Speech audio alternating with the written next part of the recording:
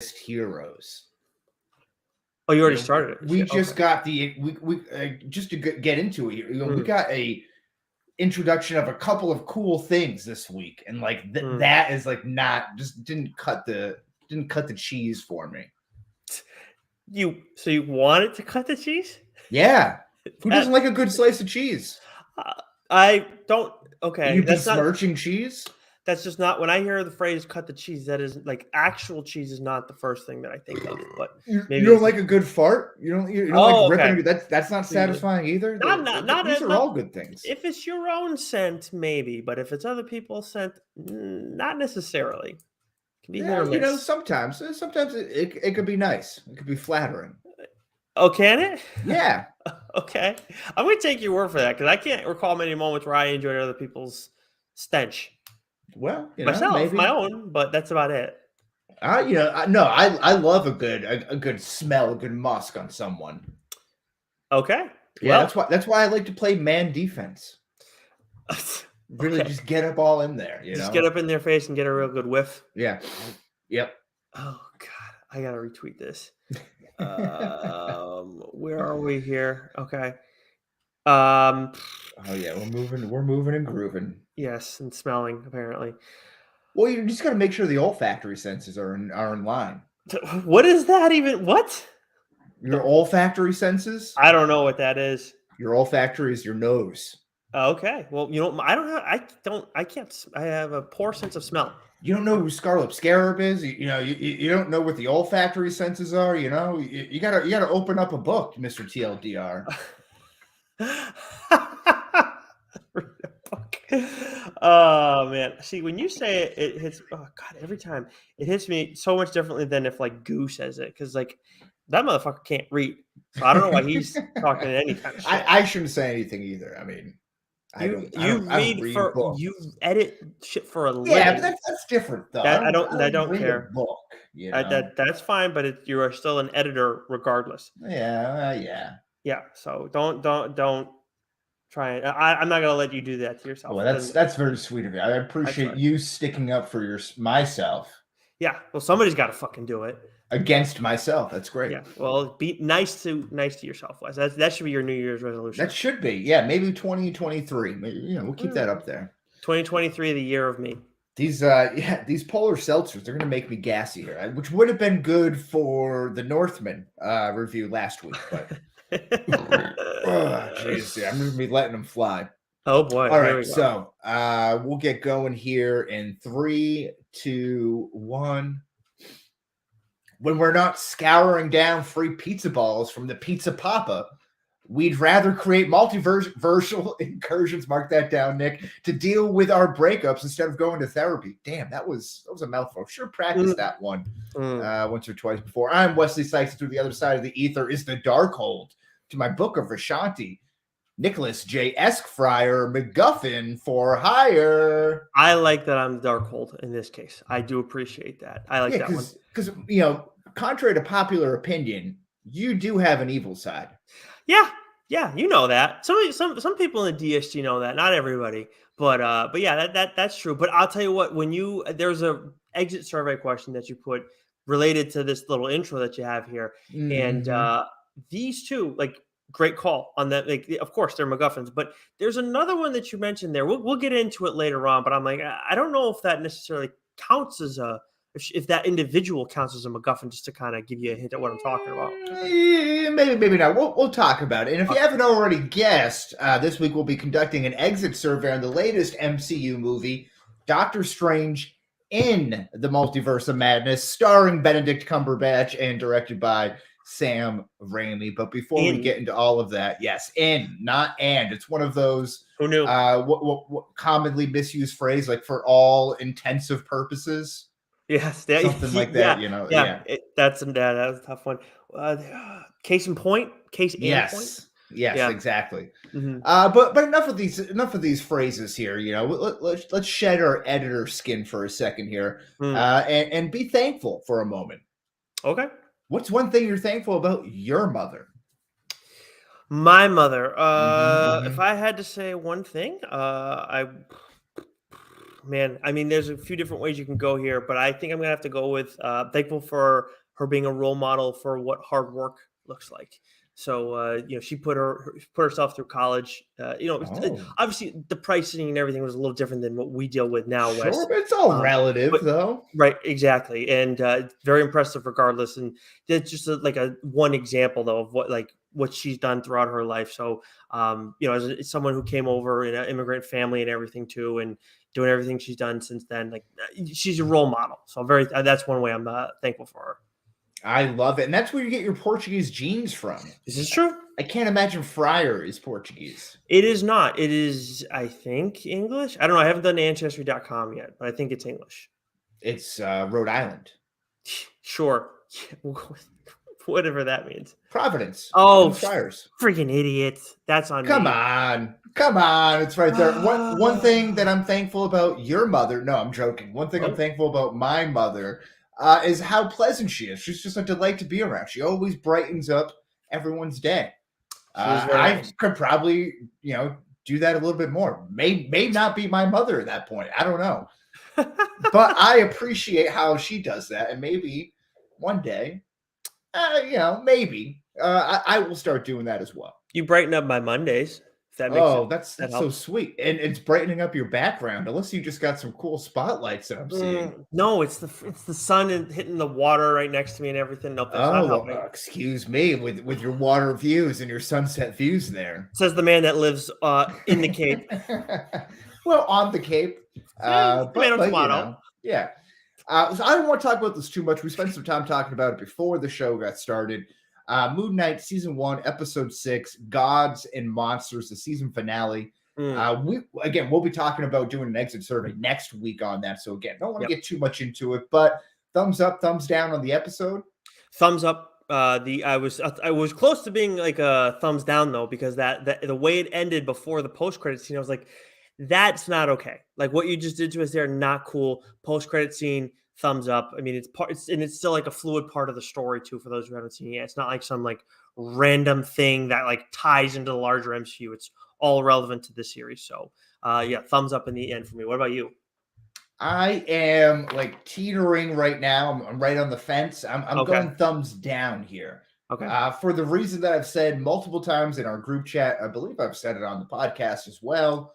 What am I trying to say here? Don't yada yada the best parts. They did that at the end. They did it at the end. And to me, that doesn't support that. To me, it doesn't bother me. Well, look, do you want to get into it now, or do you want to save it for? No. I'm just sharing my point. You don't have to retort to everything I say. That's fair. All right, fine. Okay. But I'm going to channel my mom and be nicer. Okay. I was trying to think of a fart joke when you said retort. I figured I could do something, but nothing came to mind there. Retort. I guess I just had a brain fart. Wow. Anyways, there it is. Was that the joke the whole time? Did you run that lap to get there? I guess you're never going to know, Wes. But John Watts is out as the director of the MCU's Fantastic Four. We got this news. Reportedly wants to take a break from superhero movies. He's done the last trio of Spider-Man movie, done pretty well, I would say. He was supposed to be at the helm for this Fantastic Four movie, so we'll see. Maybe he wants to come back. Everyone seems to be getting, I'm not sure if we can actually say this, but Marvel fatigue, superhero fatigue. We're seeing a lot of people, Oscar Isaac, for example. Now John Watts being like, I want to take a little bit of a break. I think we've even heard Tom Holland say, he doesn't want to spend his whole career being in superhero movies, which again, I don't blame him. Chris Evans has also said that,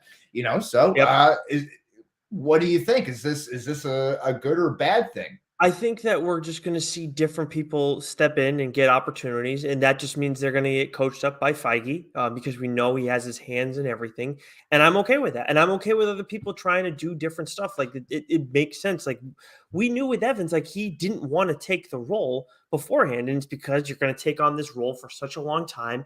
And I do get it to an extent. Like with certain actors, like you're always going to see them as one individual. Now, I think Chris Evans has done a pretty good job of differentiating himself since he became Captain America. I think he needed Captain America to take that next big step because, of course, what Knives Out is the big one that kind of stands out for his performance there.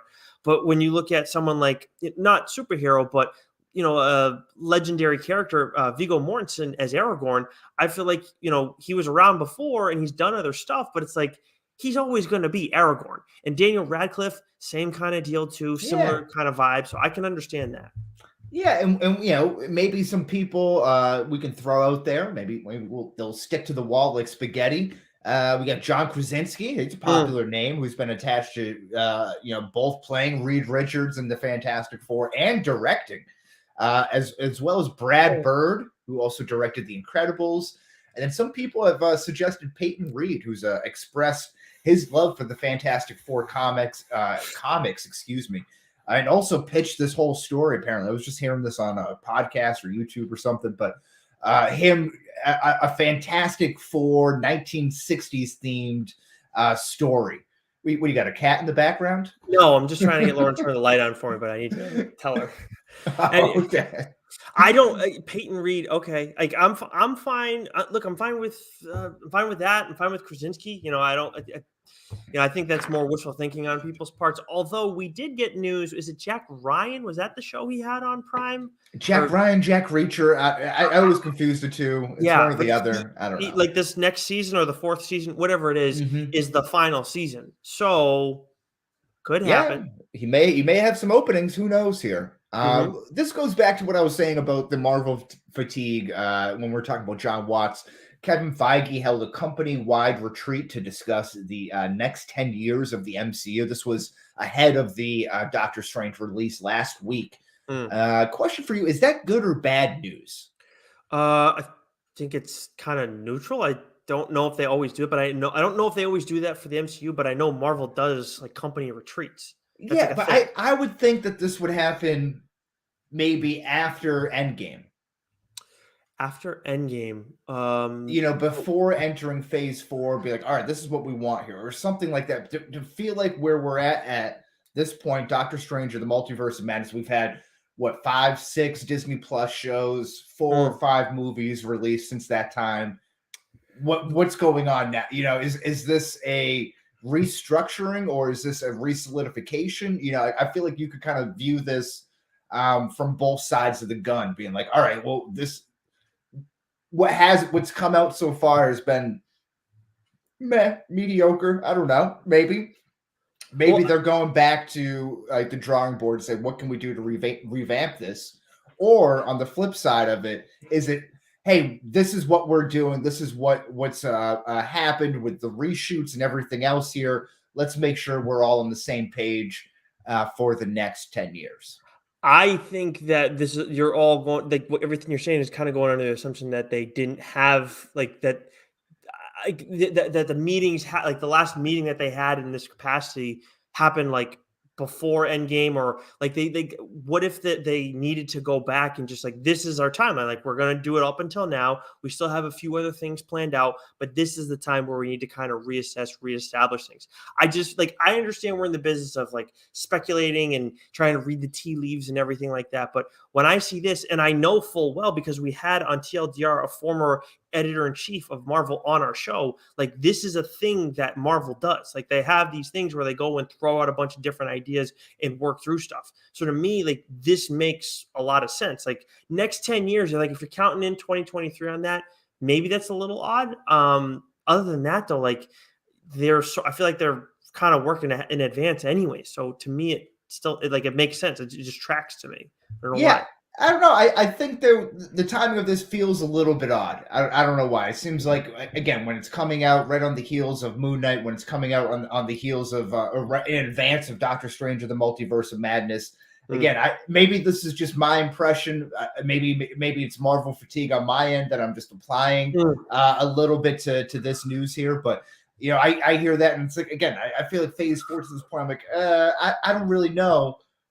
I wonder how many people agree with that sentiment, and if that is a majority thought, maybe that is going to back to the drawing board in the sense for Marvel. I know that's a lot of ifs in that sentence right there. Well, but like I do think some of those ifs are fair. I think you're kind of blending what we were talking about before with the Marvel fatigue or superhero. Are you saying more Marvel fatigue or superhero fatigue?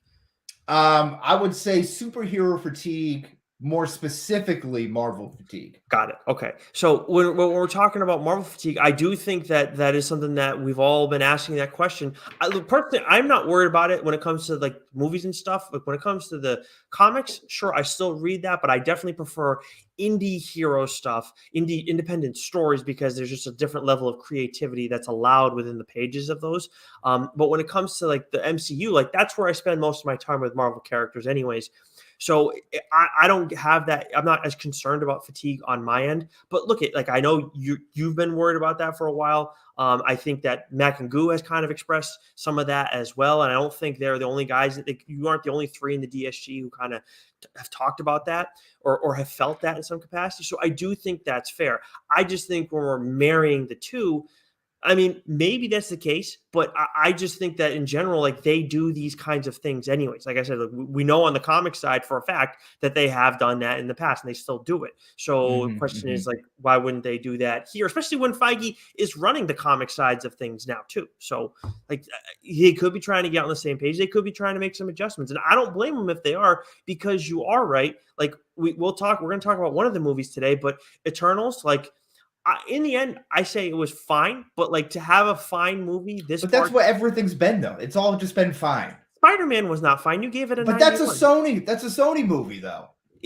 Okay, it's a Sony movie, but I mean, okay, and Black Widow. It is. It's mostly a Sony movie. Okay, but what did you give Black Widow?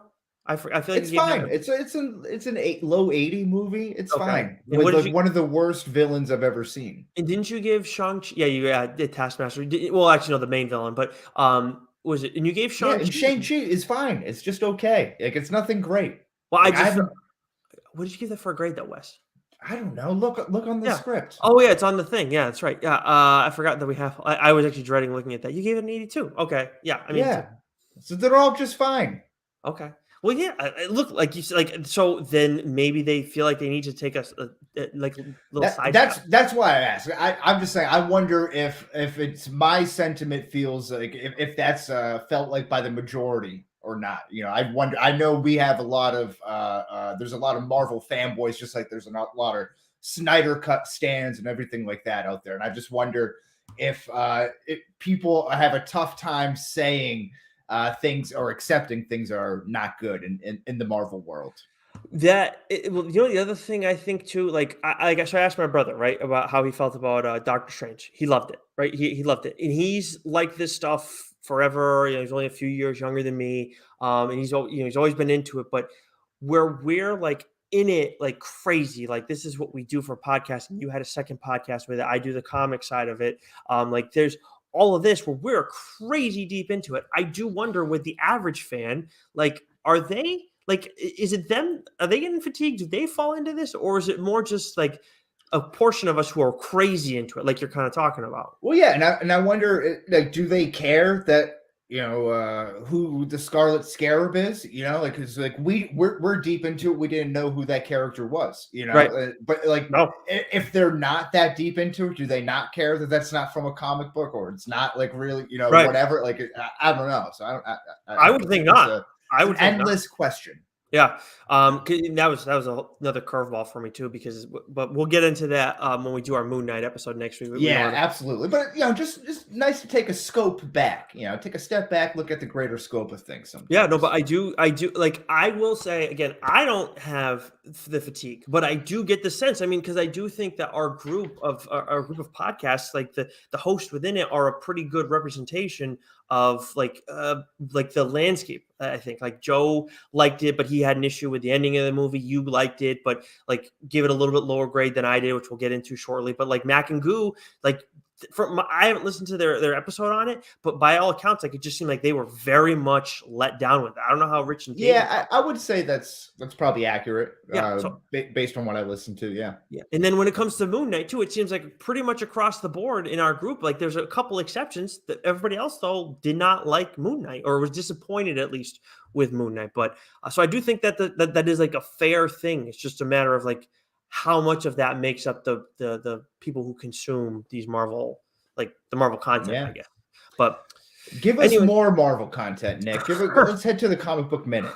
Well, speaking of Moon Knight, so we got Moon Knight Black, White, and Blood issue 1. We've gotten a lot of these Black, White, and Blood series.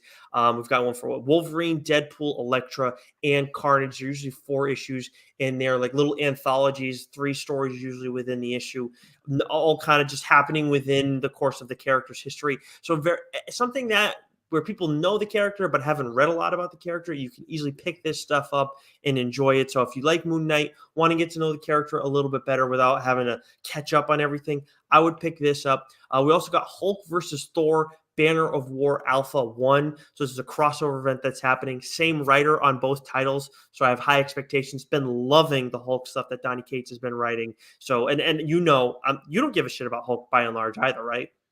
He's fine. Take him or leave him. Exactly, he's fine. I'm not reading Hulk, but I like Donny Cates, so I picked it up. Really been enjoying the series. We also got Captain America: Symbol of Truth issue 1. This is a Sam Wilson story. I didn't finish it before this show, but I was in the middle of reading it. Really liked it. From Image this week, we got Crossover 13. That is the end of the second arc. Holy shit, fucking outstanding. More Donny Cates stuff. Really good. First issue of 8 Billion Genies, which is kind of an interesting concept where like everybody in the world is getting one wish.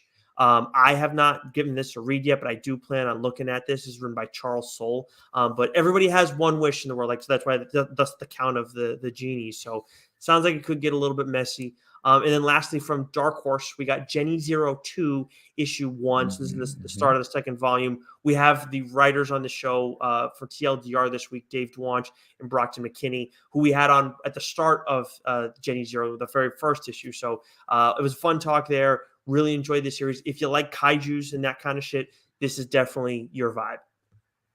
Okay.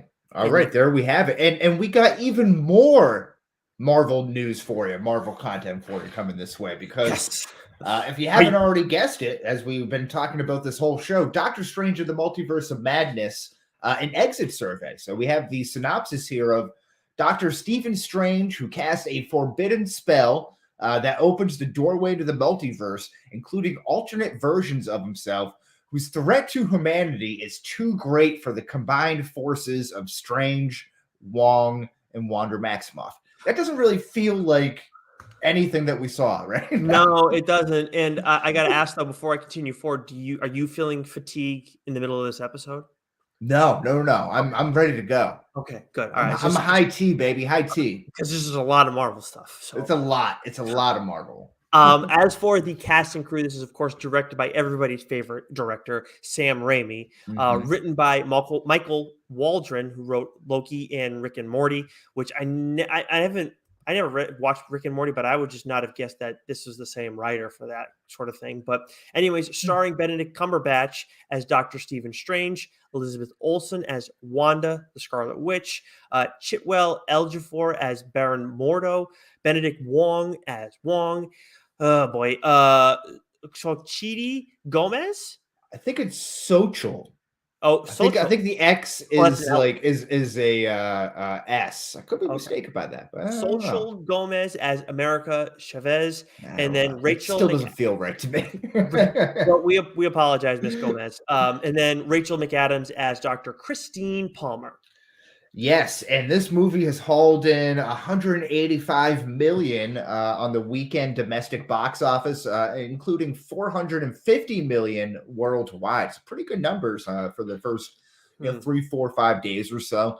But mixed reviews so far. Received a 7.5 out of 10 on IMDb, with a 75-87 split on Rotten Tomatoes, and a 3.8 out of 5 on Google reviews, with 75% of Google users liking this movie.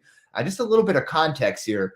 The 75% on the tomato meter puts Multiverse of Madness in that same tier as Thor, Age of Ultron, and Iron Man 2. The 87, however, puts it in that tier of the 87 audience score, I should say, puts it in the same tier of Civil War, Thor Ragnarok, Spider-Man Homecoming. The IMDb ranking puts it at a tie with Doctor Strange among all MCU properties. So kind of interesting. That is very interesting. And honestly, I think that makes a ton of sense. All of it. Don't you? Yeah, it does. The 87, the audience score again, Civil War was my level of expectation for this movie. I'm not sure if it met that for me. That I think like to say on the level of Civil War, that's fair. Like I don't have it like in terms of my grading, I don't have it that much lower, but it's definitely lower. But there are reasons, and we'll get into that. Should we get into our tweet length review and scores? Yes, I think that's a perfect segue. Okay, so I gave this an 88 out of 100. I actually coming out of this movie, West, I was like, okay, somewhere between an 85 and a 90 for me. Kind of was leaning more 85, and then as I went along, started kind of weighing the things that bothered me and the things that I really enjoyed. But anyways, this was not what we expected in terms of multiversal growth, but we got a deeper dive into it in a very good Scarlet Witch story with some crazy action. Yeah, and I'm in the same neighborhood, the same town as you there. I gave this an 83 out of 100, despite my maybe negative slant so far to this point. But in a vacuum, I think this movie is great for a lot of reasons. But I just can't disregard my own and the public's anticipation for this movie, as well as the precedent set for furthering the overall MCU plot. So for better or worse, Feige has become enslaved by this connective storytelling. And again, this is you're a victim of your own success. You live long enough to become the villain, sort of thing here. So that's kind of where I think we're getting to this point. And I think kind of going right before we go into our overall rankings. Well, I guess our overall rankings, right? The 88 and 83 puts us at an 85 and a half, which would put it in a tie with Doctor Strange. Yep. How about that? And now I will say the highs of this movie are definitely better than the original Doctor Strange movie. I think Doctor Strange was just more consistent throughout. This had some moments where I was just like, huh? Like, what the fuck? And I know that I had seen Mac and Goo, especially Mac, because I usually go to Mac a little bit more. So, like, I kind of had seen some of the stuff that he was saying about it and the Raimiing it up. And I know Joe was, like, all rattled about it. So there was definitely in the back of my mind. But still, there were a couple things that stood out. And I was just like, what was that? Like, what did I just hear? What did I just see? But we'll get into that as we go through our exit survey, I'm sure.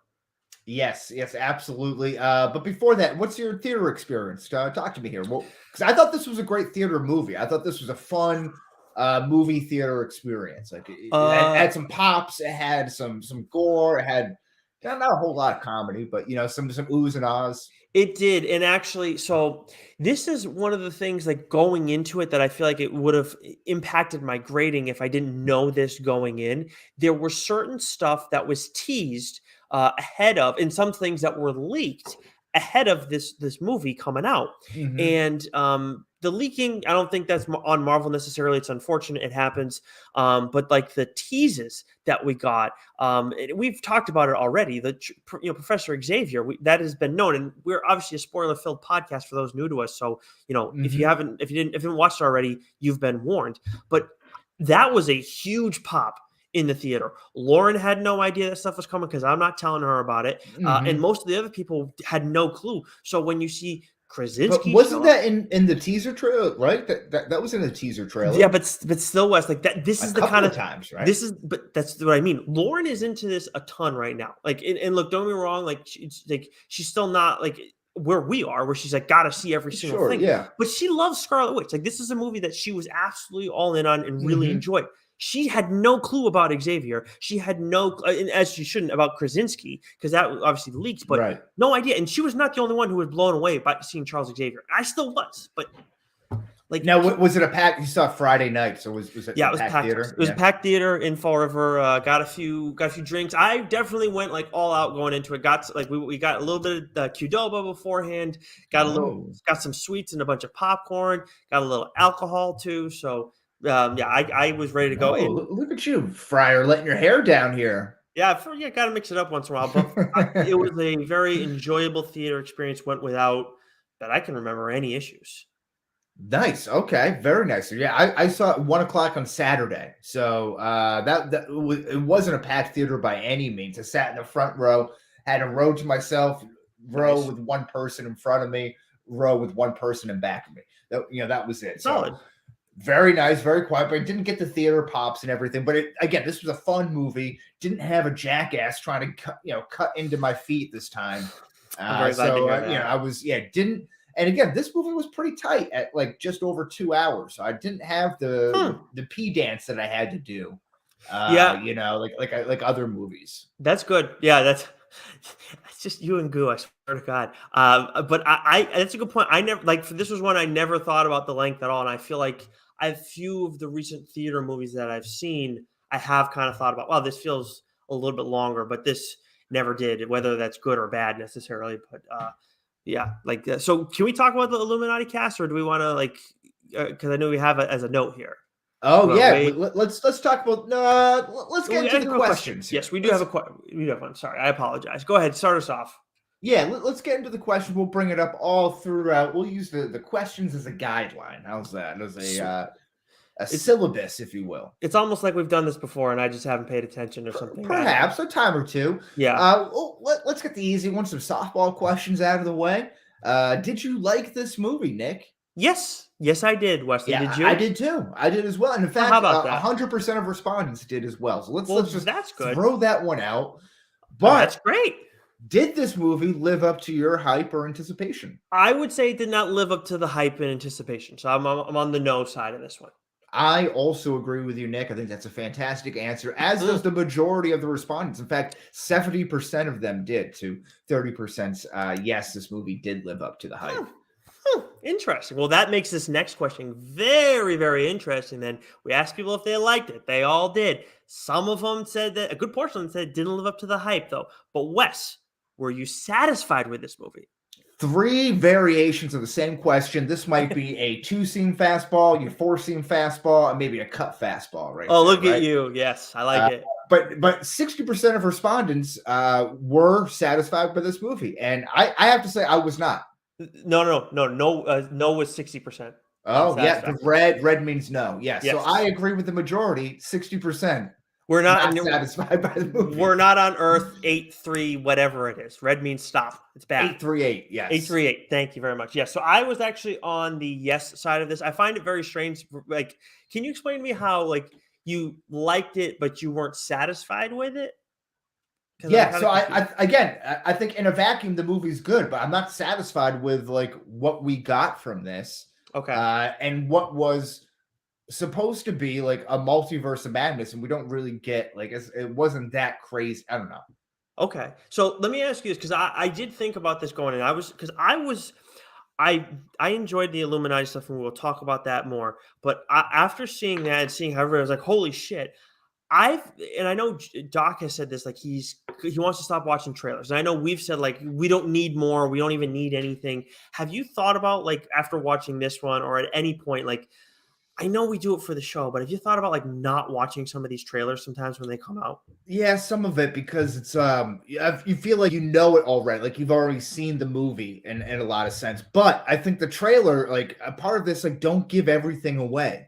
You know, if the movie's called Multiverse of Madness and then you show still frames of what is like, you know, a jumping through multiple multiverses at once, like that's not really what I want. Like I want an exploration of different multiverses, different shit, different cameos. Like that's what Multiverse of Madness should be. It should be craziness and filled with cameos. Like if not, then do a different movie with a different title. You know what I mean? Like I just feel like this is supposed to be like blowing up the entire timeline of which Loki and Sylvie started. So that's fair. My thing is the expectations. Like I look at it as like, okay, we come in and now it's like we see all this stuff and Marvel does nothing to kind of temper what we're going to think about things. They just kind of feed into it with the Illuminati stuff and all the chaos that's ensuing. I just wonder, like, if I could go into this, and I still liked it. I was still satisfied with it because I saw, like, this is what the story is in the end. This is what they did, and I thought it was a good story. But, like, not going in having that expectation of, like, this is what you should be giving me. I just wonder how that would impact all of our viewing process. I know it's kind of tough when we do the podcasting, and it kind of just naturally feeds into it. Yeah, and again, like, I would have liked, like, I love the Illuminati. I would have liked more time spent. More time spent at the Baxter Foundation. Like, what are the Ultron bots? You know, like, yeah, that was. I could do less with the Christine storyline. Like, I get it. Like, I kind of get that. Like, I don't know. Did you see that the Boss Logic mashup that he did though? No. He did like a thing where it's like I was it what he said, I'd love you in every universe or whatever it is. Hmm. And he did like Rachel McAdams and Benedict Cumberbatch in The Notebook, like he photoshopped his face over Ryan Oh, Gosling. yeah. He did it with Eurovision Wedding Song Contest. Crashers. Yeah, Yeah. a few like 4 different ones. It was really funny. Yeah, it worked out really Oh, well. that's cool. That is funny. Yeah. Yeah. All But right. okay, so that's it though. So in a vacuum, I liked a movie, but like Mm, overall, with the greater connectivity, like that didn't leave me fully satisfied it with what definitely I didn't give you hoped. that. Definitely Yeah. didn't give you that. I cannot debate that. On that, in that same vein, on a scale of 1 to 10, how would you rate the story execution, Nick? I gave it a 9. I think Hmm. like when you like you said, when you're talking about things that we maybe wanted from this, no, we didn't get that. But when we look at just what it did, this was a good story. Like it was a well told story. They did a good job with Wanda. I do think there were some things with the ending that we can pick apart a little bit, but with Wanda's overall arc, which really to me became the greater focus of this, I thought they did a really good job. Yeah, and again, I'm in that 7 range. I think it was good. I think that again, I think there's some meat on the bone of this story here. Mm, Like one of the things I loved about Guardians of the Galaxy is that they kind of explored the different galaxies, and you kind of see the world. They're in Xandar at one point. They're in nowhere another. You know, and you're kind of seeing all these different types of world. Like I would have liked that a little bit more. I know one in that colorful New York City. Then you have like the incursion world, right? And like, but some of that already felt like it was from What If. The mm, same thing with when they're fighting through the multiverses there, and they're going through all the different ones. Like that was kind of the same fight as What If hmm. between the Watcher and Ultimate Ultron there. Right. You know, so like just in like a liver action form. So like I don't know, some of the stuff I just felt like we already had the introduction of Hmm. other characters from other superhero properties getting introduced to this in Spider-Man No Way Home. So it just felt like more of the same. It didn't feel like it was really a continuation of like what we've had. It wasn't It, building upon it. if we're talking about the building upon stuff, which what we thought we were going to get coming into this, I would not give this a 9. Like that, like in terms of the larger MCU stuff and kind of pushing the whole multiverse chaos forward, I would absolutely not give this a 9. I'm looking at it from like you said before, what we got, and from what we got, like that was all good. Like that was all well done. I think the story itself was fluid, but in terms of the larger, grander MCU story, no, no. I'm with you on that. That is definitely not a 9. Yeah, and again, like I'm coming into this with like Captain America Civil War expectations, where like you're getting like 3 new characters kind of folded into the mix there with like, you know, Ant-Man kind of who's getting a little bit more play. I think he had just come out just before them, but Black Panther, Spider-Man, you know, like a lot of cool stuff. And then you're having like the battle scene too, which albeit time over time, the stakes are kind of lessened in that, but you know, in the moment, that was a really cool Mm. you know, really satisfying moment, and that didn't really just live up to me for with this. And you are not alone, of course, in not being satisfied. Actually, you are on the kind of the higher end of it. We did have a good representation of people giving it a 9 at 30%, but you were among the 20% that gave it a 7, and then but the majority was a 6. Half of the voters gave it a 6 out of 10 from the story Yeah, so execution standpoint. we're all living together here. We're all cozying up in a king size bed together. On a scale of 1 to 10, how would you rate the cinematography, Nick? I gave this a 9. Cinematography. I thought visually this was all very well done. I think when it comes to Marvel, this is one of their strengths. Like visually, usually do things well. Even like when you bring in CGI stuff, like versus Venom stuff, where I'm like, I expect it to be a little bit messy, and I can't also argue with you too much about your gripes with it. I think when it comes to the actual Marvel stuff, the non-Sony stuff, they always do well with it. So I didn't have much. And there's some really cool things that they did that are like Raimi like stuff, but I enjoyed. So I give this a 9 out of 10. Yeah, I don't, you know, I'm not a horror guy. You know, it doesn't Mm, do, so I don't have the connection to Sam Raimi that other people might with Evil Dead and whatnot, or Drag Me to Hell, I think was another movie that he did. mm. So that's just, I don't really have that connection to him outside of the Spider-Man movies. Right. I'm with you actually on that. I haven't So seen any of those things. yeah, so those POV shots and the twisting of the cameras and like those kind of unique angles that they did, that's like supposed to be uniquely Sam Oh, Raimi. Like that didn't bother me. You know, like I thought that was really cool and kind of refreshing there. So again, I thought the cinematography was pretty good. The use of the CGI with, you know, in a Doctor Strange Multiverse of Madness Scarlet Witch movie, like you're gonna have CGI, and it might look a little wonky at times, but you know, I'll give it an 8 overall. The one thing that sticks out to me on the CGI that I had to laugh at, that I thought was so bad, was when Gargantuan or Gargantru, whatever, Shumagurath, whatever it is chasing America Gomez or Chavez, you know, in the streets early on. It's so obvious that she's running behind a green screen. It is just so like blatantly obvious when it's like you have this huge eye and she's trying to look. It looks like me, and okay. my arms are disappearing. You know, I'm gonna have to. So I am gonna see this again in the theaters with my dad. it's in the trailers too, so you can probably notice it. Okay, I'm gonna have to go back and look at that one because that one did get lost on me. That if I did notice that, and if I do notice it when I go see it, that could bump me down to an 8. But by and large, you know, the lowest grading we got from our voters was a 7. We even got some people giving it a 10 out of 10. So cinematography definitely not a weakness of this movie, but I think one thing that people were definitely split on a scale of 1 to 10, how would you rate Sam Raimi's direction of this movie, Wes? Yeah, and again, this is a, you know, kind of a similar question, I suppose here, but yeah, I'm right around with a 6. There's a lot of meat left on the bone. You know, again, that's what it comes to. So the cinematography shot cool. I would have liked things, you know, a little bit different. Maybe I don't know. Again, we'll get into it a little bit later, but some more left to be desired.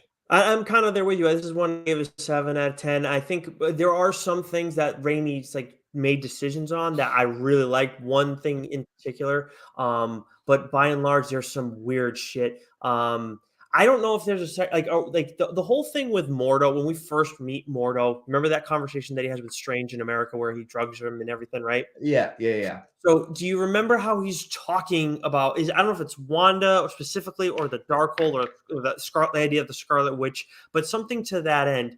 This like weird guitar riff starts, and look, I'm all about like I just watched you know, spoiler for the Discharge Depot. I just watched that heavy metal, the Metal Lords movie on Netflix, and I love that. Like I'm all about rock, but it felt very much out of place, and all this like the weird like fading over, like having like Doctor Strange's head like kind of floating over Wanda's and stuff. Like to me, I thought that was like Raimi's direction, but those are one of the things where I'm like, what the fuck are we doing here? Like this makes no goddamn sense whatsoever. See, some of that stuff, like I'm kind of okay with like some of that trippiness. Again, this is like if it's supposed to be a comic book story, I guess they're supposed to be kind of hokey to a point. Like I don't want it to take itself super seriously. Sure. And this is like a magic kind of movie where things are kind of look trippy and stuff like that. Like that doesn't bother me too much. I can again absolutely see how other people, but that didn't just that didn't get me. For I do wonder, all the things that this movie did kind of bother me. That stuff didn't really hit me as much. I do wonder if that music wasn't there, that it wouldn't have bothered me as much. But I definitely, like, again, Mac, I know he tweeted about the score bothering him. There was that. And then there was the fight between Strange and Mordo, where, again, like, it was music that just did not seem to fit. And, like, really, like, I was hyper aware of it. But those were, like, two things where it's like, I don't know if how much Raimi's involved with that, but it just, to me, it did not make sense for the moment. I don't mind the music in general, but, like, in the moment, I don't get it. There was a couple times where it felt like you definitely noticed the score. Yeah, you know, and maybe not for the best reason, but it overall didn't bother me. What was my biggest issues with this? Which was the best MacGuffin in the movie? There was a couple of them here. We have America Chavez, which we can get into a little bit. I think you might have a question on that. Yeah.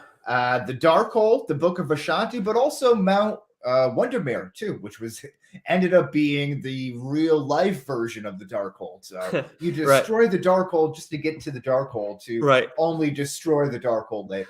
I think the Darkhold got my vote just because I do think it's like to me it's really cool, and it definitely impacted, like it had a huge impact on Strange. Of course, we saw afterwards what happened to him, and then we have the and obviously what it did to Wanda over the course of time. So I thought it was really cool. Also, like when I look at America Chavez too, like, so can you like, I understand what a MacGuffin is, but maybe for the listeners, explain how America Chavez falls under MacGuffin. Well, I wonder if I have to explain to the listeners, because 80% of the response says America Chavez was the best MacGuffin in the movie here.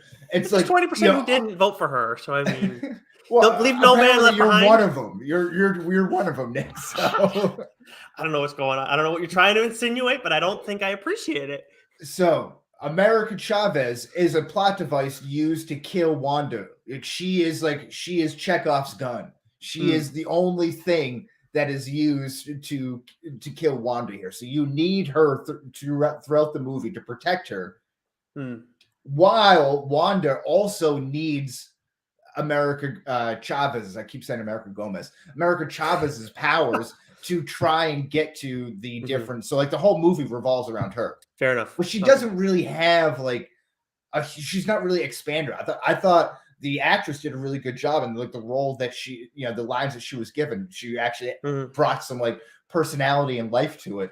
Yep. But you don't really get a whole lot with her, and she's really used in the movie to either be protected or to be taken away by Wanda. Right. And honestly, Wes, like we've talked, like she's not, right. Thank you. It was very well put. It totally makes sense. And I can definitely see why people would vote for that. I just think that Darkhold's a little bit cooler, but at the same time, I think you don't know what a MacGuffin is. Well, that's not what the next point I want to get into. So we've already moved on from the MacGuffin.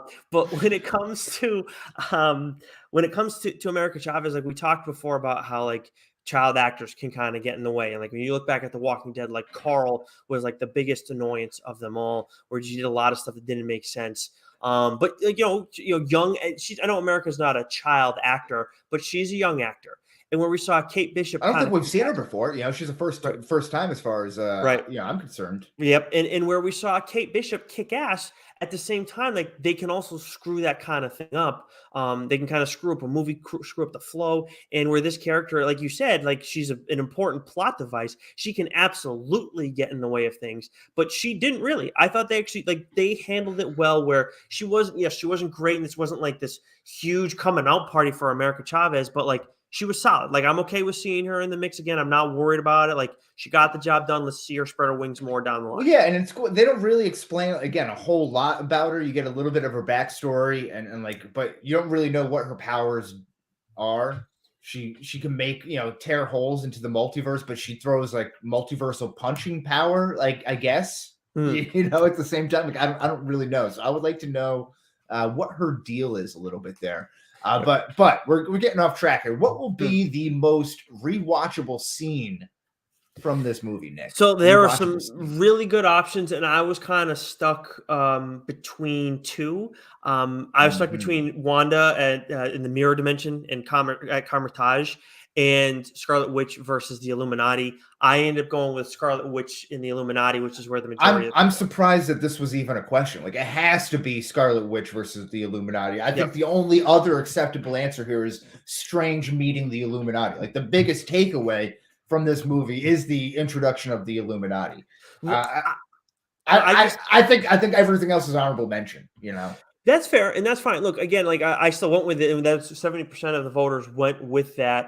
With other people going with the Strange meeting the Illuminati, and then Strange versus Strange in the note battle, which was cool. I did enjoy that, but that was a little corny, but I'm okay with that too. That was one where that was when I watched him. Like I can see how this would rub people the wrong way, but that was something that I was like, this feels comic booky, and I like this. Yeah, exactly. And from the I understand it went on for a while, and that's where I was like, okay, this is where it'll bug people. But at first, I was like, oh, this looks really cool what they're doing. Anyways, for me, I thought the Scarlet Witch stuff where she's like coming out of the water and pulling people down, like it's awesome. Fuck that! I love that. So that's and it had like a ring feel to it too, right? When she's like crawling out and like all the arms are breaking and like reattaching and stuff.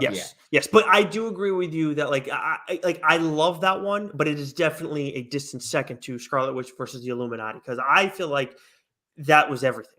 It was awesome. And before we get to that, I mean, how thrown off were we about the Gargantua Shumagarath thing? Remember when we saw the first teaser trailers for it and we're like, oh my God, this is going to be the big bad. Then we're like, is this movie going to suck if this is the big bad? And we just got it from the Suicide Squad. And then we find out it's like one and done in 5 minutes. Yeah, that was, Yeah, so it's kind of a little okey doke there. Probably a rewrite. Yeah, maybe. And I'm fine with that. Like, just like give us the stuff beforehand that doesn't matter. But then when you give us the Illuminati shit beforehand, like I still had fun, I still enjoyed it, but I feel like I missed out because this is something that where they're hearing they come and go and like gone in 60 seconds. Like, Yeah. don't tell us that they're coming then. Like, hide it, hold that back. Yeah, and again, was Scarlet Witch overpowered in this? Probably. She was probably OP'd, but I thought her killing was her deaths in here were amazing. Particularly Black Bolt. I think that's the one that takes the cake for Oh me. my god. Because Black Bolt actually had some cool things because when they go back and show Doctor Strange his his real history in 838, and how Black Bolt has to kill it, and it's the "I'm sorry" that continues to echo, and it's like a slow whisper that builds and builds and builds. Like very, very cool to me. But also in this, having the mouth go away and then exploding, like very violent. This is the violence that I was expecting. Vicious. When I was now have to put in a password on my Disney Plus account every day. That was vicious, man. And I will say too, it took me a second to realize, like, to confirm in my head that was Anson Mount. Who, for those who watched Hell on Wheels, I love that show. That was on AMC. I think it was like 5 seasons. Definitely kind of petered off towards the end, but I love that show by and large. He was more importantly connected to the Illuminati, the ill-fated or inhuman show that was on ABC. Yes. That was going to be my next thing. So this was him reprising the role, just like Patrick Stewart was, and of course, Peggy Carter, Haley Atwell, and then Lashana Lynch, still playing Maria Rambeau, but now as Captain Marvel. And of course, the other big one besides Patrick Stewart was John Krasinski. And this is very clearly, to me, X-Men, much like Casey Walsh had told us previously, that this is not just any Professor X from the movies. This is specifically X-Men 97 one with the yellow floating wheelchair, with the green tie, the blue or the green jacket, the blue and white tie, with the music in the background. Of course, this is going to play into, much like What If, bleeding over into the real world MCU. I think this is going to bleed over into the animated X-Men 97 Disney Plus show. Yeah, and that would be awesome. And it would track based on what we've seen already. But as far as this action scene goes, when Anson Mount dies, like, and it's just like, I mean, like, holy fuck, they did that. They could not. It blows out of the back of his head like JFK. It's awesome. Could not have done that any better. And Black Bolt, when you talk about most powerful Marvel characters of all time, Black Bolt is absolutely always in that conversation, like the top 10, if not the top like 20, maybe even somewhere in that range. Always, he was great. We get Captain Marvel versus Wanda or versus the Scarlet Witch finally settled because Wanda fucking kicks her ass. Didn't really get a whole lot of Captain Marvel in there. Not as much, no, but I didn't hate it because I loved what we got with Black Bolt. I love what they did to friggin' Reed Richards because I don't like Reed Richards. But again, like I think we need more time. His introduction was awesome. I think coming down from the square cube in the ceiling, like very cool. And he's got the buttons and everything. He's very like tempered and everything. Like I'm here for that. Give us a little bit more time in that world. Why it was created. What's going on. Like it was not enough time spent there by any means. Okay, and I mean they definitely didn't spend a lot of time with them, so I cannot debate that point with you at all. Or at least put up a good fight. Like if these are supposed to be the multiversal Illuminati, the best of all the multiverses, and it doesn't stand a chance with one, like at least make that last a little bit longer, right?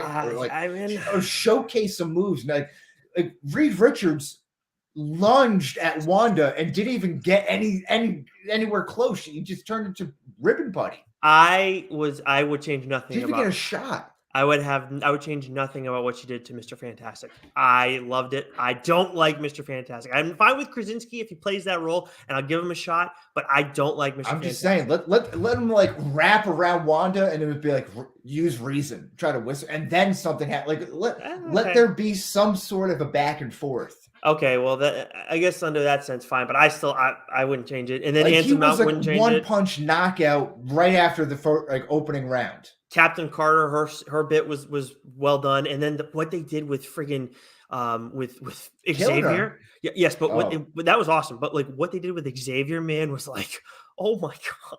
Yeah, again, kind of like a ring like Scarlet Witch coming up in the background. Yeah, so pops up night. Ooh, yes, ooh, man, gives me shivers thinking about that again. It was a great scene. Okay, so what will age the best from this movie, Nick? We have the introduction of incursion events, American Chavez in her greater role in the MCU, Wanda turning bad, or the multiversal Illuminati. You know that you and I always interpret this kind of question however we're feeling on that kind of given day, because sometimes Sure, it's yeah. what's in that movie, or later on down the line, how's it going to improve or what have you. I went with Wanda turning bad, just because I think within terms of the story and everything like that, what we saw in WandaVision as well, I think it was a very fluid transition. It was really well done, and I thought that Elizabeth Olsen really leaned into this very well. Now, I thought Elizabeth Olsen did a great job with this. I love seeing Wanda turning bad. Question, though. If she looked into every single multiverse and saw that she had children in every single multiverse, except for her own, why not just make children in her own universe? She did that, and it didn't work. No, it was like a hallucination. She never really had children. I think that's all she can do. I don't think she. Well, I under the impression that she did all that she could in WandaVision. And But she that was you out mean of have grief. you mean have she like physically have kids. Oh, that's a fair point.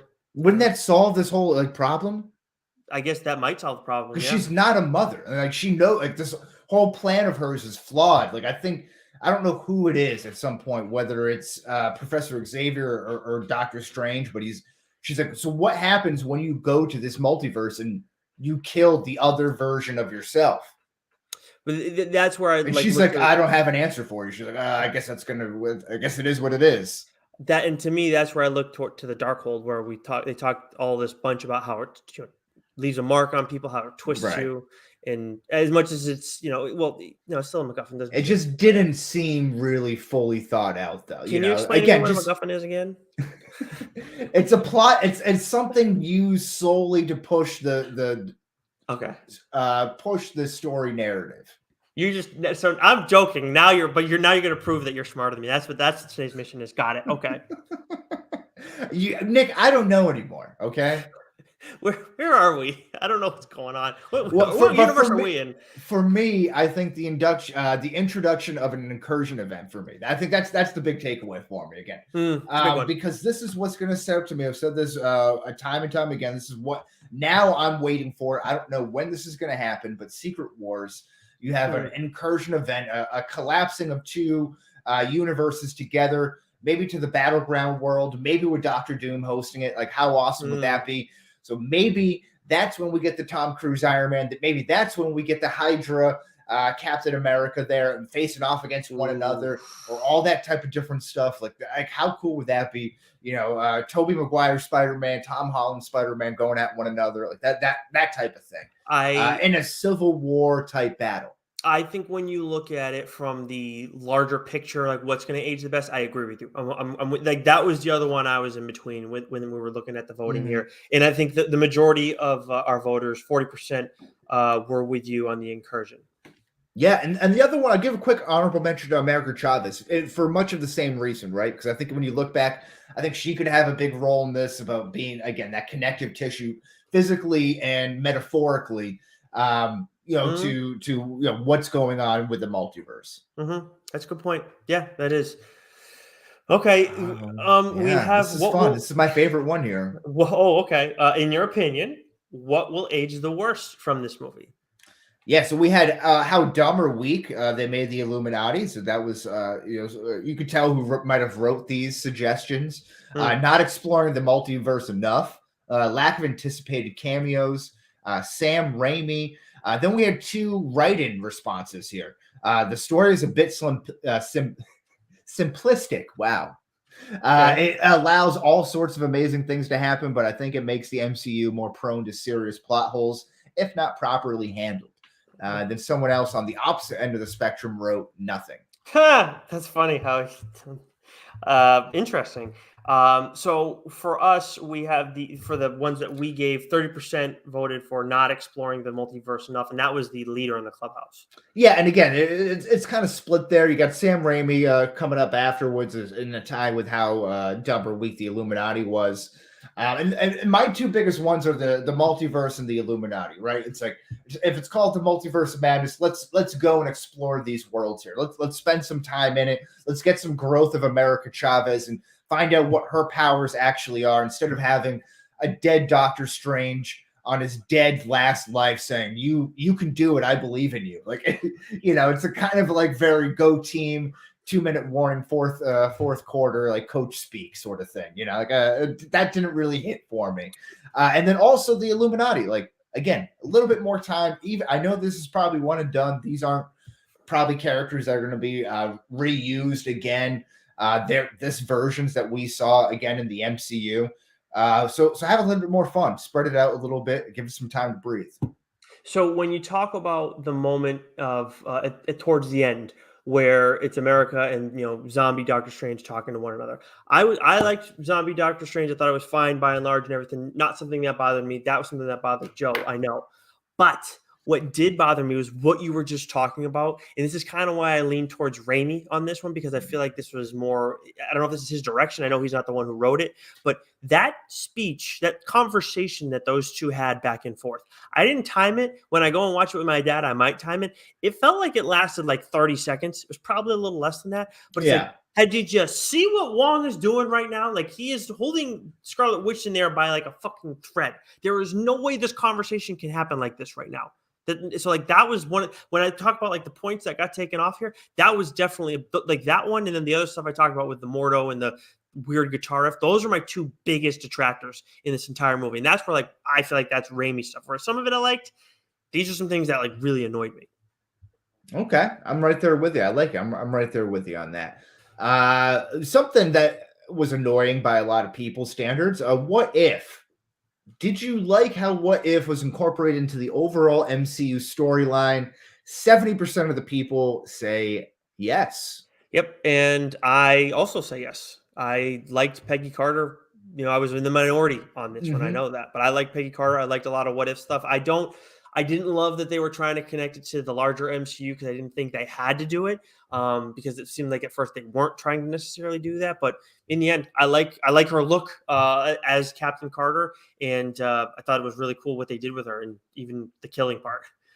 Yes, I thought I'm cool with the Peggy Carter thing. I'm fine with that. I'm even further fine with the Doctor Strange storyline and What If being adopted, because again, that was my favorite episode from the What If show. I know in our DSG group that seemed to be on a little bit on the inverse, but I thought that was the coolest thing. And we do get that live action version of the evil, dead, sinister Doctor Stranger. And I thought that was a very cool scene with all the demons and the ghouls around him, kind of being that cape instead of his red usual cape there. So I thought that was again a pretty cool incorporation. But on the flip side of that, to kind of go back to what I was saying before, this is again more of what we've already seen from the MCU. I would like to build upon what we've seen, not get more of the same, because we already saw that, and now we're just getting in live action. Into that end, one thing I will add when which pertains to What If specifically,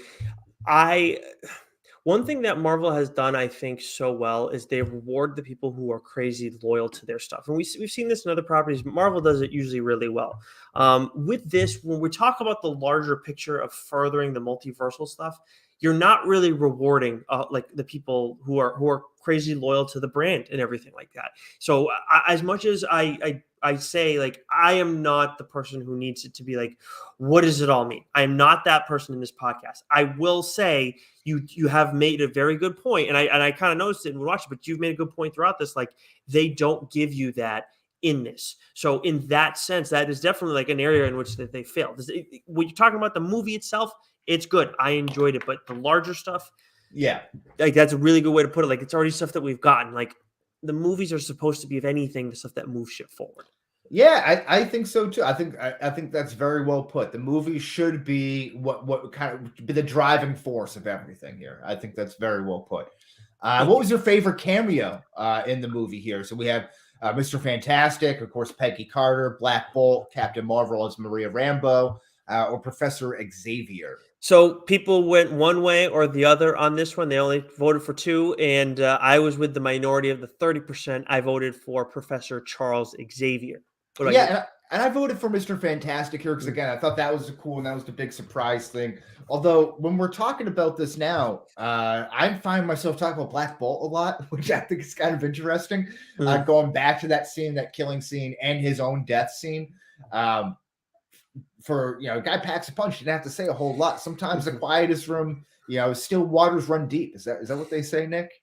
You're asking the wrong person on that one, think but I'll I tell think you the what. Snoop D-O double G said that. Oh, okay. Well, respect. I'm sorry that I didn't know that one, but I tell you what though, like Black Bolt is definitely a character who the kind of accent role. This is obviously a cameo, but he can only play an accent role. Like he can't talk. Like that is his Yeah. power. He can't talk. So like he's never gonna be. I don't think you can ever have a movie or a show where he's like the driving force. Unfortunately, he's very limited in that sense. Yeah, and no, in that same vein, knowing what we know about the character and the flop of Inhumans, he kind of reminded me of TDK in the Suicide Squad. His helmet or his helmet suit kind of looked a little bit like the detachable kid. So like, I just kept kind of giggling to myself, who was also kind of like a joke of a character. So like while he's sitting there and he's supposed to be like the most powerful of the superheroes, like I was just kind of giggling to myself, waiting for his arms to come off and start smacking Doctor Strange. That was Nathan Fillion that played that character, right? I believe so. Yes. Yeah. I forgot that he was in the movie, and then when I saw it, I was like, it didn't even hit me until afterwards. Like that was him. So retroactively, I'm going Black Bolt here because again, Mr. Fantastic, like although he dropped a lot of knowledge about the incursion stuff, he's so dumb. He's like, we're not worried about Wanda. We're worried about you because you destroy everything. And it's like, dude, you got this chick like destroying your entire Baxter Foundation. No security, no sensors going off whatsoever.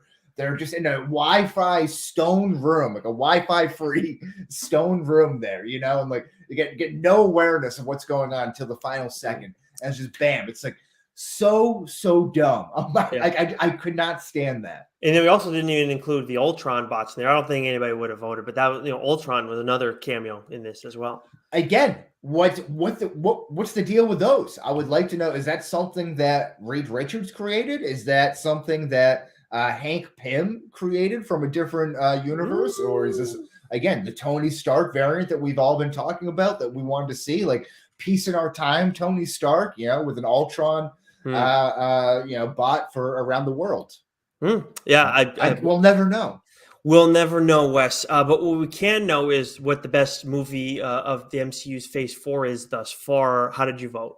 Yeah, so there's 5 options here, and again, I think this is telling. This goes back to like, do we have a little bit of an MCU problem here? Because Spider-Man: No Way Home, the best movie of Phase 4 so far, is a Sony project.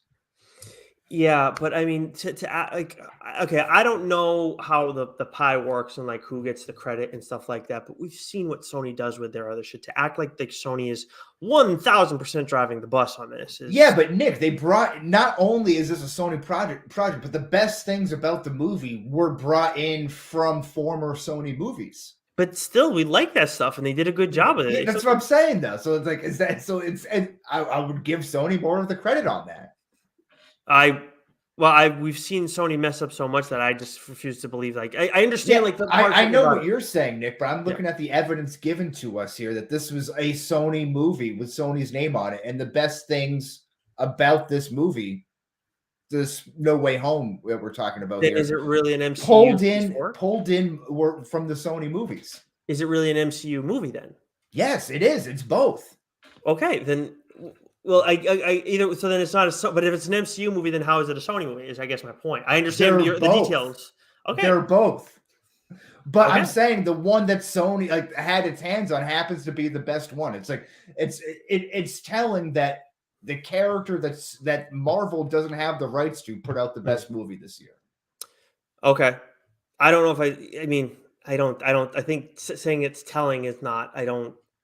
Do you care about Shang-Chi? Do you care about the Eternals? Like, do you care about Black Widow like 15 years later? I liked Black Widow, and I've rewatched Black Widow a couple of times. Yeah, it's like, but again, I wanted. See, that's what I'm saying. Yes, I do. It should have happened like 10 years ago, though. Like Doctor Strange. Like, I just don't really. Like, it was supposed to be that. It was supposed to be the No Way Home for me.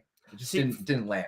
For me, I gave Black Widow an 88. I gave Shang-Chi somewhere in that range, like maybe even a low A. So like it was high B, low A. Like Spider-Man, I think Spider-Man No Way Home is one of like the best like superhero movies we've gotten of all time. I think it was in my top 5 for the dork list that we had to Yeah. do for that live show that's coming up. But like Strange, I'm gonna go see that with my dad in the theaters. And even before I knew I was gonna do that with him, I said to Lauren, like, I definitely want to see this again soon.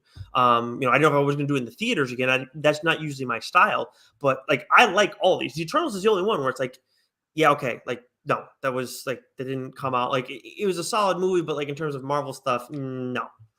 Like So I'll see this once it comes out, but I don't see myself going back to Doctor Strange and the Multiverse of Madness. Again, maybe on a second watch that'll change my mind, but I think like right now I don't see myself watching this after a rewatch. I honestly thought coming out of that, like, because of the stuff that I was annoyed by, and as we've learned, like some of the things that bothered me didn't bother you, which totally tracks.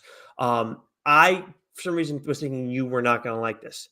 I thought like there was going to be some of the things. I thought the things that bothered me were going to bother you on top of maybe some other things that I. Yeah, again, I like it, but again, like some of the stuff, again, just don't get pregnant, Wanda. Oh jeez. What about then we still have Thor, which is going to be part of Phase 4 too, which I don't think it's going to surpass Spider-Man, but I think that'll be the number 2 out of all this phase for sure. Yeah, we'll see. I hope so. Again, that's a big. We'll see what happens with Thor because I think that's big for a lot of people. Mac and Goo were talking about that, but I tend to agree with them. I don't. I'm confused. They think that's. This is a big movie for Marvel coming up here, Thor, because like it's a good thing it's Thor. Oh, okay. I get what you mean. Oh, because you guys are of the mind that people are gonna like. If it's something else, like I don't know, like I'm not sure if it's like Right. So let's see. Describe the MCU Phase 4 movie slate thus far in a word. Yes, we got a bunch of different responses here. We got a couple of mez. We had a refreshing. We had a chaotic, which might be the best way to describe this podcast. That was me. Look at that. Oh, look at that there. Mediocre. A drop off. Did I say that already? Hopeful. ... Lackluster. Fine. Excellent. But a lot of this stuff just feels like meh. Middle of the road. Are you meh? I was one of the mess. Okay. Gotcha. Yeah, but we got a meh, we got a mediocre, we got a lackluster, we got a fine, we got a drop off. The drop off, like, I mean, I can understand that because of how high some things were, but man, like, I don't know. I am surprised at like how frustrated people are with the way things have gone in this Phase 4. I really am, but. I don't know, man. It's not hitting for me. I just think I do think that we like in the end the big thing that we are very different in how not very different. We're different in what we care about with this stuff. You care about the larger story. I do as well, but and I know you care about the individual story. But for you, the driving force, and tell me if I'm speaking out of school, is the MCU on the whole. That is your main focus. Yeah, I guess so. But it's also storytelling here. Like again, Nick, like. I brought up a great reason of why, just put a big plot hole in Wanda's whole theory about destroying the world and destroying the multiverses and killing people to get to her children. Just have your own. But okay, but in that point too, like maybe she doesn't want to have them with just some random person though. Yeah, but so she's destroying the world to get to her children. Like that. And again, the dark crazy, hole. The dark hole. But she's using the dark hole to find her children too. Again, that's like crazy stuff. Like we talked about in like Spider-Man No Way Home. Like Doctor Strange is like, wait, you were gonna put a spell over the whole world to forget Spider-Man so you could go back into MIT when you didn't even call MIT and plead your case. Like it's the same type of logic here. Like, why don't you try to get pregnant or find someone or whatever? You have vision there. There's no vision. I do not think it's the same logic in this one. That is a good point. There's no vision in this. I wouldn't mind. What do you mean? Why not try to get pregnant? Like, isn't that the whole point? All right, you want kids. There's one way to get kids. Okay, but again, instead of tearing up universes to go get your children. Okay, so first of all, we saw what happened in WandaVision, where she was She had kind of lost her mind, lost control, gone and created these kids, right? So she goes through that whole mess. She is clearly broken as a human being at this point, right?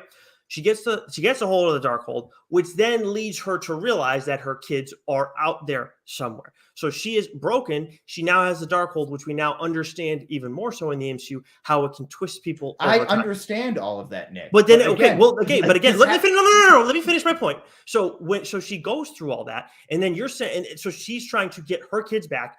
Okay, throughout all this, she is now messed up and is going to do anything to get the kids that she believes that she deserves. To say that she's just going to go and have, as much as she's twisted and messed up now, to say just go have kids with some random person, that still to me does not track. I'm not saying a random person. I'm saying go have kids. Like, if in every other multiverse she has the same kids, Billy and Tommy, who are the same kids no matter what, and she's the same person, then she's going to be having these kids no matter what. Like, it's part of fate, you know. It's also kind of like what we talked about in the Northman. Like, no matter what you do, you're going to end up at your position, no matter how many different ways that you think you're subverting it. You're going to end up with your fate. Clearly, her fate was to have those children in every other universe, but she doesn't try to do that. She just tries to take the children from another version of herself. It feels very, very much like the easy way out. Like, you're not working towards something. I'm just going to take what I think I deserve. Right. And to me, having the Darkhold in the mix makes that all track. On top of what she was going through before, where she was broken. I guess, like, I just don't agree with it. Like, you know, right. If they want to make her the villain, like, I think that's an interesting way. But like, her motivation is not she's not like a relatable villain in this. You know, she's not like Killmonger, who you can understand his motives and understand. Like, it's not. She doesn't even try anything. She's just heartbroken because she doesn't have kids. So that grief is just turning into pain that she's lashing out to everyone. Like, that's not like a sympathetic villain. That's just a villain. I didn't have it. But this is where, again, like, I had zero issues with Wanda. I thought she was like the strongest point of this entire movie, which is I thought she was great. Again, like, the action of her, the action of it is great, but her motivations by this don't really do it for me. See, that's what I mean. Like, I have zero problem with Wanda, like, none whatsoever. If I haven't made that clear already, I think you have. Yes. Okay. So we're not there yet where we're going to be talking a little bit more about Wanda, but we do have who had the best performance by a side character. And I haven't looked at the voting on this one yet, but I don't think it. Oh, wow. Wow. I am stunned by the way that people voted on this one. Who did you vote for this, Wes? Yeah, I don't know who else there would really be. There's not really many side characters in this. Again, like, you know, without, I'm not even sure if we want to consider the Illuminati. Maybe that was a misstep on my part here. Maybe that's a conversation there. But you know, America Chavez was, I thought she was a delight throughout all of this year. Give me the pizza ball totem. Yeah. Oh, yeah. Oh, wow. All right, who else would it be? Wong. Wong again, like, I don't know what Wong's purpose is here for this. Like, why is he... Like, I understand that he is the Sorcerer Supreme because Strange was blipped for those 5 years. But and no point throughout this movie, other than the points where, like, people are bowing to, do you get the vibe that he is, like, in charge over Doctor Strange? Right. And does that really make sense? Yeah. Right. No, it does. Like this whole time, like, I'm like, well, Strange is the better wizard. But first of all, we get wizard, sorcerer, whatever. Yeah. But like, Wong looks like his first introduction with the action and everything against the one-eyed kaiju. Like, I was awesome. Like, that was some really cool stuff. That's cool. Yeah. And then the jokes that these two had throughout the course of things too, him and Strange, especially with the bowing and stuff like that.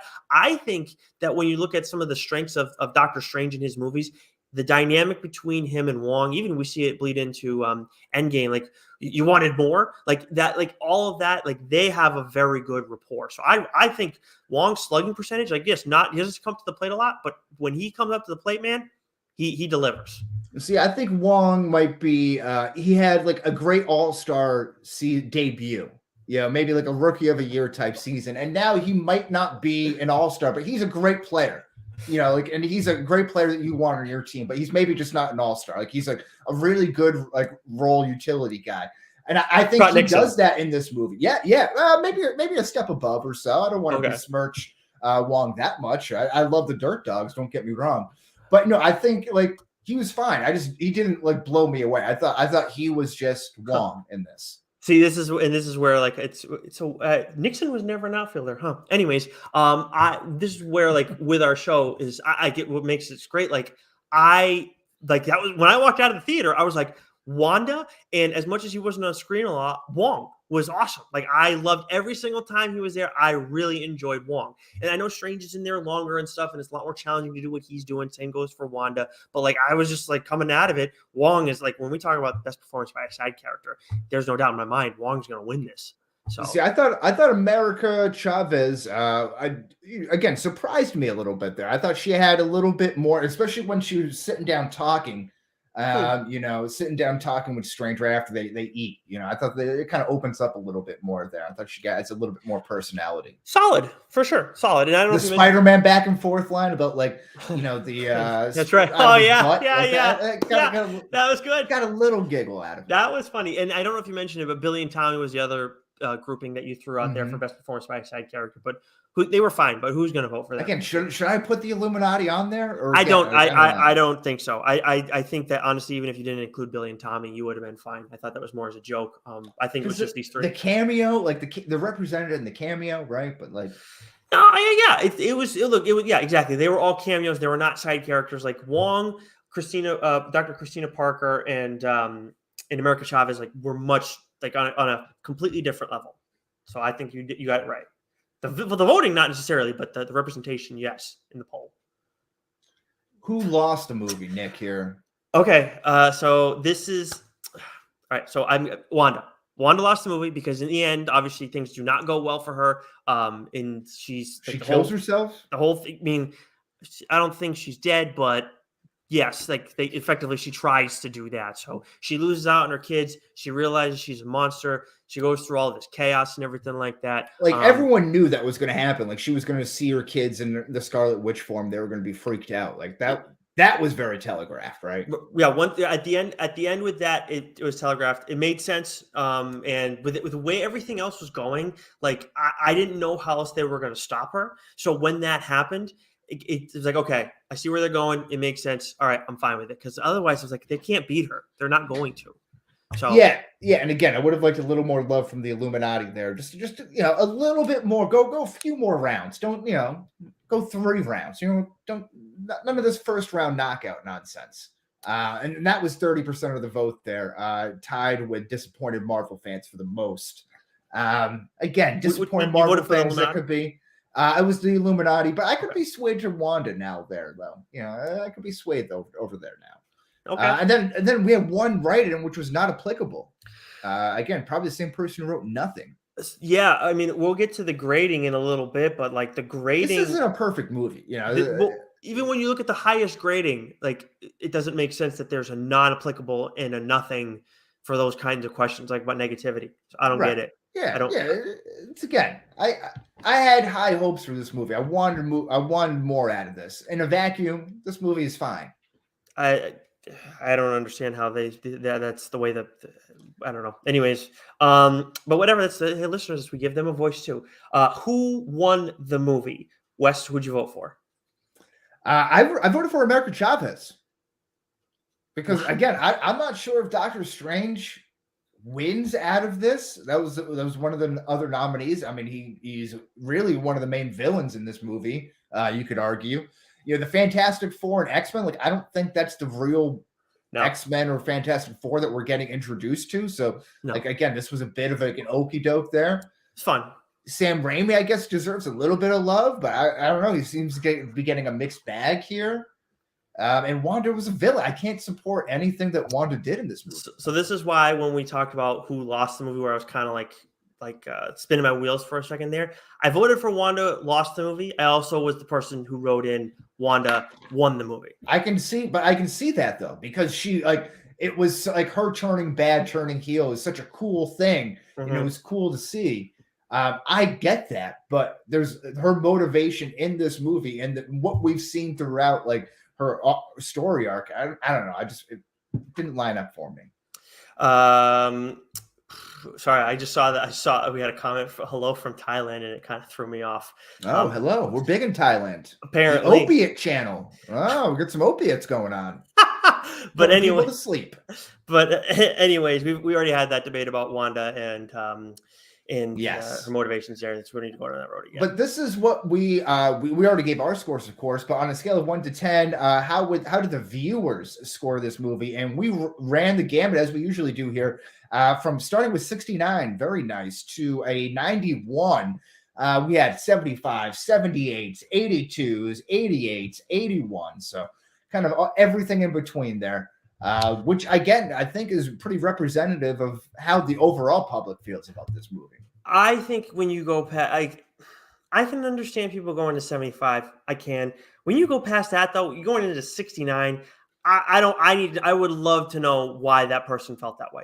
I would also love to know who gave this a 91, because I'm assuming the person that gave this a 91 is also the same person that said they wouldn't change it. Nobody lost this movie, Yeah. and they wouldn't change anything. How can you say that about a movie when you're giving it a 91? If you gave it a 95 and said like and those things, I kind of am okay with that, because like, oh, there's this thing is a perfect Some movie. people like an but- A minus, some people are happy with that. Hey, I love it. Like I'm in the all about the B plus A minus realm. But I love the A minus, yeah. but what this doesn't that doesn't make any sense to me. But whatever.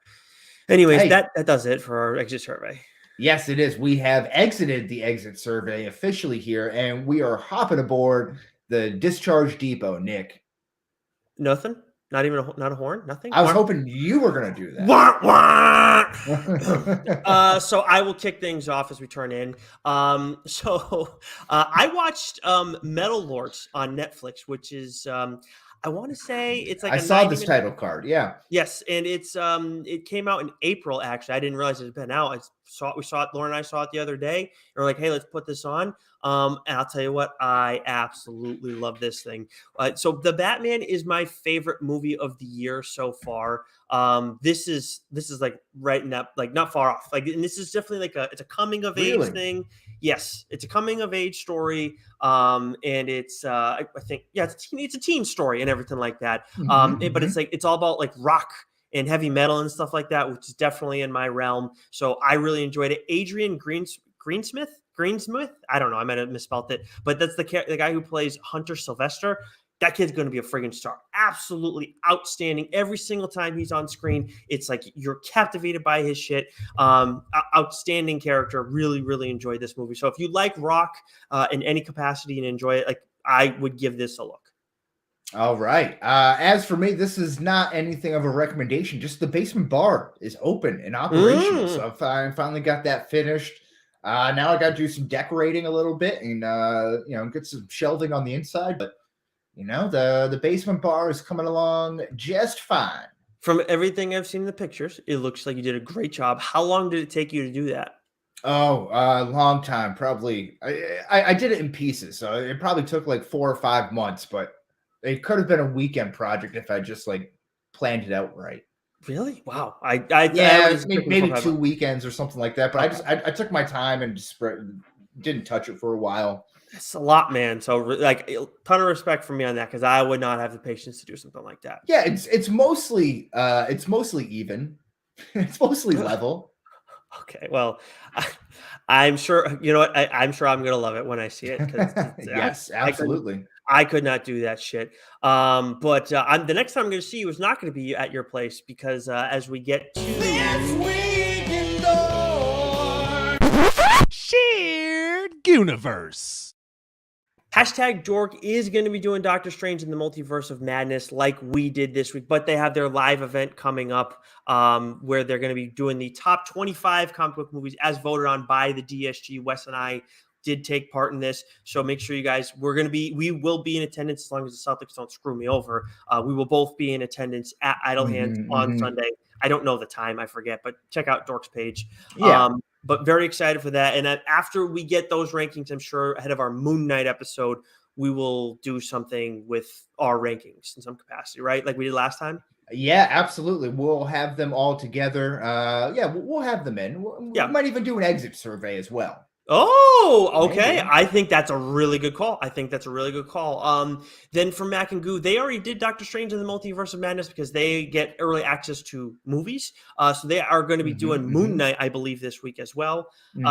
As for the People for Communism podcast, I got nothing. I don't know what TBD. I mean, that's what we put on the TLDR account. We tweet out This Week in Dork because we don't usually know what the hell's going on there ahead of time. Even though if anybody says it at the end of their shows what they're doing next week, I know it's PCP. They are usually on top of that. But anyways, as for TLDR this week, we'll be doing What's New on Tuesday, which will drop on Friday. But on Wednesday, we have the interview with Dave Dwanch and Broxton McKinney for Jenny 02 Volume 1. That drops this week. For It Both Ways, Season 4, Episode 13 of Psych. Streamers, you got Doc on Twitch at Backcracker. You got Shime on Twitch at Shime Time. And then you got Davey and Keith on YouTube on the Dork YouTube channel. Whew. Okay, that's a it. lot of stuff here. And like I said, we'll be doing a Moon Knight exit survey next week. So get your rewatch in, get all your notes together. Make sure that all your moons are aligned because we're going to be discussing this on a new moon as a crow flies, but it's always... Same bat time, same bat place. Yes.